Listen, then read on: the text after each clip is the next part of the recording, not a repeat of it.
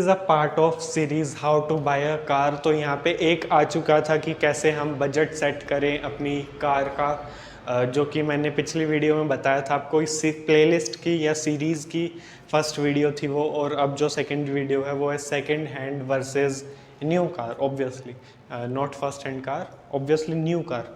तो यहाँ पे जो हमें सबसे पहले तो देखने वाली बात है कि एक्चुअल में हमारा स्टैंडर्ड कहाँ पे है, मतलब क्या हम इतने बड़े हो चुके हैं और या फिर हमें इतनी नॉलेज है कि हम सेकंड हैंड कार पहले तो उसे लेने जाएं जब, तो हम उससे ओवरऑल एक्चुअल में अच्छे से चेक कर पाएँ सेकंड हैंड कार को। और या फिर देन उसके बाद अगर उसमें कुछ भी ख़राब होता है तो फिर वो हमारी जिम्मेदारी है, हम उसे ठीक करवाएंगे। क्या हमारे पास एक्चुअल में इतनी नॉलेज है कि हम सब कुछ उसका ओवरऑल अच्छे से ख्याल रख पाएँ। एक्चुअल में होता क्या है, जब फर्स्ट टाइम बायर होता है या फिर फर्स्ट टाइम जो ड्राइव करता है, वो एक्चुअल में ये सोचता है कि मैं ड्राइविंग तो अभी सीख ही रहा हूँ एक्चुअल में, और मतलब सीखी है, जस्ट सीखी है, या फिर अब इस गाड़ी से सीखा हूँ, जो भी है वट एवर। न्यूली ड्राइवर है वो, मतलब न्यू ड्राइवर है, तो उसे लगता है कि अगर सेकेंड हैंड लेता हूँ और वो अगर ठुक वुक भी गई तो इतना ज़्यादा दुख नहीं होगा सेकेंड हैंड कार में। बट एक्चुअल में ये थोड़ा सा गलत पार्ट है यहाँ पे कि न्यू ड्राइवर्स हैं वो सेकंड हैंड कार ले तो आते हैं, उन्हें पहले तो पता नहीं होता है कौन सी कार कैसे चूज़ करें, वो डीलर से उठा लाते हैं। डीलर भी कई मोस्टली डीलर्स ऐसे होते हैं जो किलोमीटर बैक कर देते हैं वगैरह वगैरह, जो भी होता है डीलर का वो काम है। तो वहाँ से वो गाड़ी उठा लाते हैं और फिर यूज़ करते हैं। कभी कहीं प्रॉब्लम आ जाती है, कभी कहीं प्रॉब्लम आ जाती है, कभी इंजन में प्रॉब्लम आ जाती है, वो हमारे घर से ज़्यादा देन रिपेयर शॉप पे ज़्यादा खड़ी रहती है सेकेंड हैंड कार। तो यहाँ पे हमें देखने वाली बात है कि हमें सेकेंड हैंड लेनी चाहिए या फिर फर्स्ट हैंड।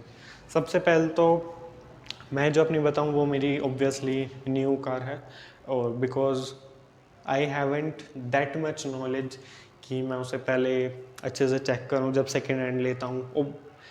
पहले तो यही बात है कि ऑब्वियसली जो सेकेंड हैंड कार है उसमें हमें ज़्यादा वैल्यू फॉर मनी कार मिलती है। बट द थिंग इज़, वो वैल्यू किस चीज़ की, वो वैल्यू किस काम की, अगर वो आपको बाद में जाके परेशान करती है, थोड़े ही टाइम में आपको परेशान करने लग जाएगी अगर सेकंड हैंड कार अच्छी नहीं है।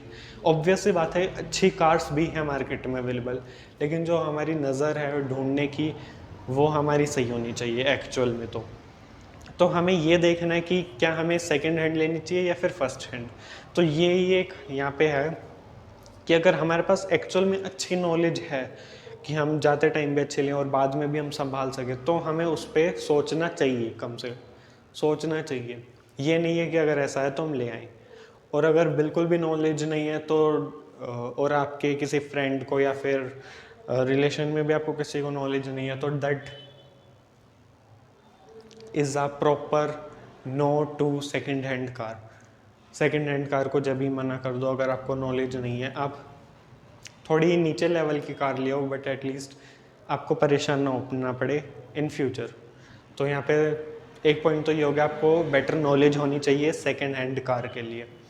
तो मेरा तो यही है, अगर आपके पास पहले कार नहीं है तो आपके पास नॉलेज नहीं हो सकती कम से कम। अगर आपके पास प्रीवियस कोई कार नहीं थी, आप न्यू ड्राइवर थे, तो उसके बिना तो आपके पास नॉलेज नहीं होगी ऑब्वियसली।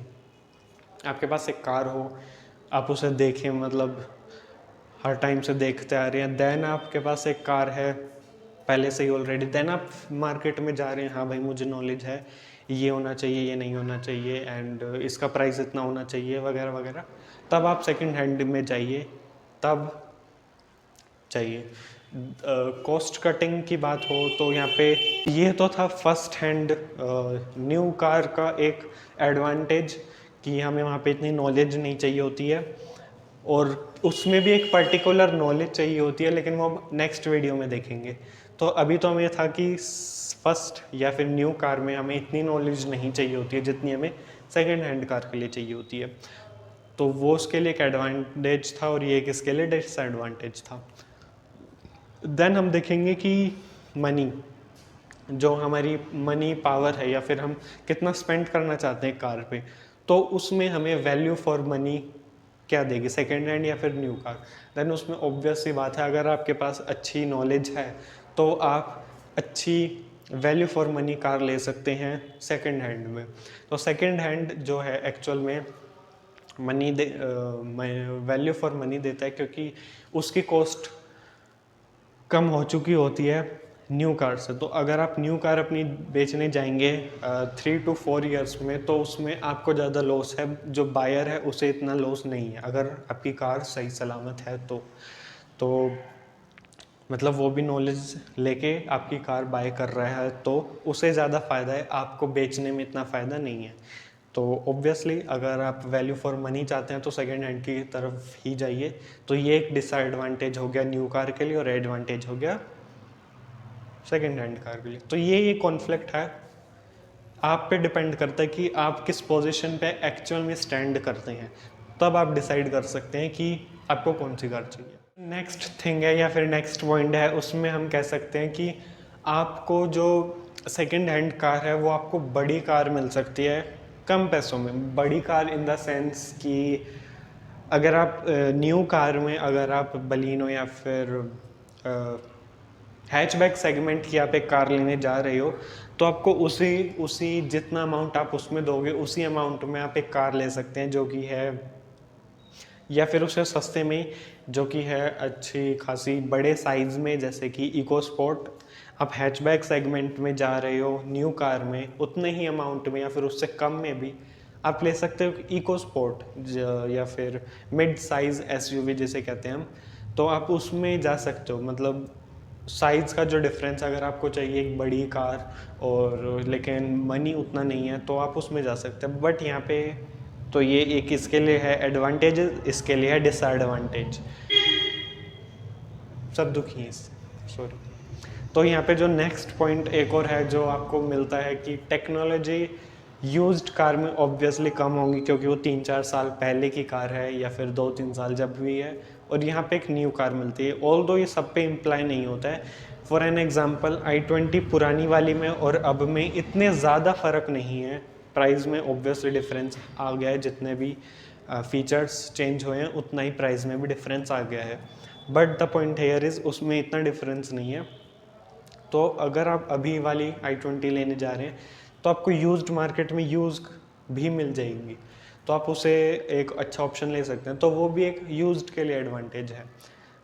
बस यही थे कुछ एडवांटेजेस और डिसएडवांटेजेस। आप इन पे देख के कि आपको नॉलेज है तो आप इसमें जाइए, नहीं है तो इसमें जाइए। इसमें आपको एक पीस ऑफ माइंड मिलता है कि एटलीस्ट आपके पास 3 इयर्स वारंटी या फिर 5 इयर्स वारंटी तो है एटलीस्ट न्यू कार में। हालांकि आपको यहाँ पे शायद यूज्ड कार में ना मिले। तो ये डिफरेंस है। आपको इसमें न्यू कार में आपको इसमें बेटर माइलेज मिल जाएगी, क्योंकि वो अभी का इंजन है, BS6 इंजन है ये, और लो एमिशंस मिल जाएंगे वो न्यू कार में। तो सबके अलग अलग हैं, ये नहीं है कि आपको इसमें ही जाना है या फिर आपको इसमें ही जाना है। वो आप पे डिपेंड करता है आप किस पोजीशन पे खड़े हो इस टाइम पे। Thank you.